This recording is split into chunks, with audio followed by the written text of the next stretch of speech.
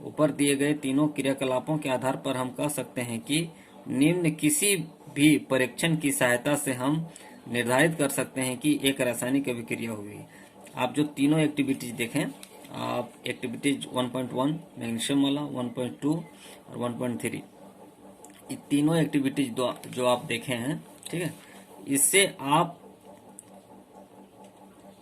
आप पता कर सकते हैं कि इस तीनों एक्टिविटीज में कुछ न कुछ रासायनिक अभिक्रियाएं हुई है। जैसे अवस्था में परिवर्तन, कुछ उसका अवस्था में परिवर्तन हुआ होगा, अगर ठोस है तो द्रव में हुआ होगा, द्रव है तो गैस में हुआ होगा, रंग में परिवर्तन हुआ होगा, उसका कलर में चेंजिंग हुआ होगा, गैस का निकास हुआ होगा या उत्सर्जन हुआ होगा, तापमान में चेंजिंग हुआ होगा, तापमान में परिवर्तन हुआ होगा।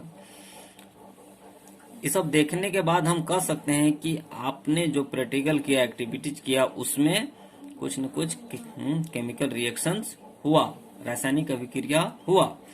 यदि हम अपने आसपास हो रहे परिवर्तनों को देखें, यदि हम अपने जो आसपास जो घटनाएं घटती है या जो चेंजिंग होता है उसको अगर देखते हैं तो हम पाएंगे कि हमारे चारों ओर विविध प्रकार की रासायनिक अभिक्रियाएं हो रही है। तरह तरह का रासायनिक अभिक्रिया चलते रहता है।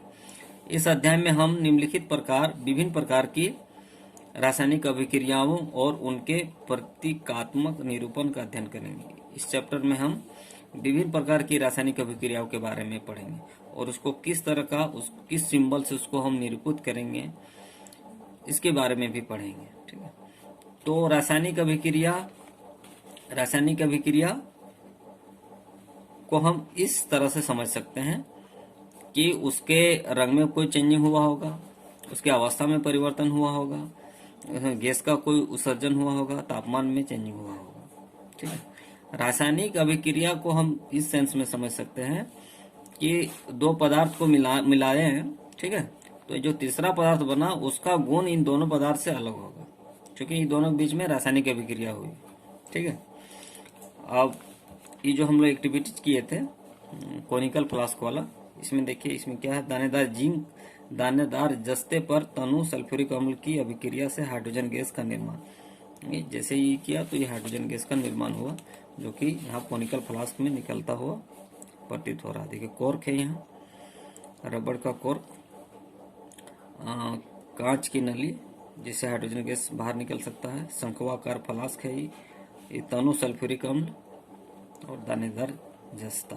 ठीक है, अब आगे बढ़ते हैं। 1.1 रासायनिक समीकरण। रासायनिक समीकरण क्या है? क्रियाकलाप 1.1 का विवरण, जो हम लोग मैग्नीशियम वाला जो एक्टिविटीज किए थे उसका विवरण। जब ऑक्सीजन की उपस्थिति में मैग्नीशियम रिबन का दहन होता है तब यह मैग्नीशियम ऑक्साइड में परिवर्तित हो जाता है। वाक्य के रूप में किसी रासायनिक अभिक्रिया का विवरण बहुत लंबा हो जाता है। इसे संक्षिप्त रूप में भी लिखा जा सकता है। इसे शब्द समीकरण के रूप में लिखना सबसे सरलतम विधि है। ऊपर दी गई अभिक्रिया का शब्द समीकरण इस प्रकार होगा। आपने क्या लिया था, जो एक्टिविटीज पहला एक्टिविटीज किए थे उसमें 1.1 में मैग्नीशियम लिए थे, इसको शब्द के रूप में हम लोग लिखते हैं, जो कि सबसे सरलतम विधि है। मैग्नीशियम प्लस ऑक्सीजन, दोनों को यह भी कारक है, रिएक्टेंट क्या बन गया, मैग्नीशियम ऑक्साइड, प्रोडक्ट बन गया मैग्नीशियम ऑक्साइड। अभिक्रिया 1.1 में ये वाला जो दिखा रहा है, अभिक्रिया 1.1 में मैग्नीशियम तथा ऑक्सीजन ऐसे पदार्थ हैं, मैग्नीशियम तथा ऑक्सीजन ऐसे पदार्थ हैं जिनमें रासायनिक परिवर्तन होता है। ये दोनों में रासायनिक चेंजिंग होता है, इन्हें अभिकारक कहते हैं। दोनों को अभिकारक कहेंगे, इंग्लिश में रिएक्टेंट कहते हैं। इस अभिक्रिया से एक नए पदार्थ मैग्नीशियम ऑक्साइड का निर्माण होता है।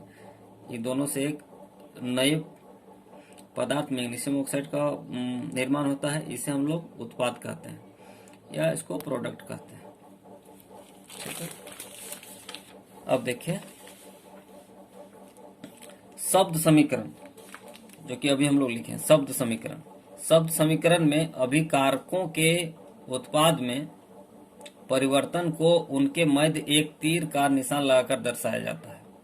अब बीच में एक तीर का निशान लगाया जाता है, तीर का निशान इस तरह। ये दोनों रिएक्टेंट हुआ, ये प्रोडक्ट बन गया। तो ये दोनों के बीच में, इसके और इसके रिएक्टेंट और प्रोडक्ट के बीच में तीर का निशान से दिखाया जाता है।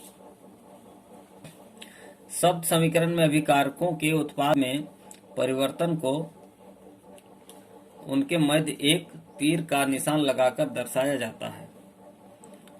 अभिकारकों के बीच प्लस का साइन लगाकर उन्हें बाईं ओर LHS लिखा जाता है। इसी प्रकार उत्पादकों के बीच भी प्लस का साइन लगाकर उन्हें RHS लिखा जाता है। तीर का सिरा उत्पाद की ओर होता है तथा यह अभिक्रिया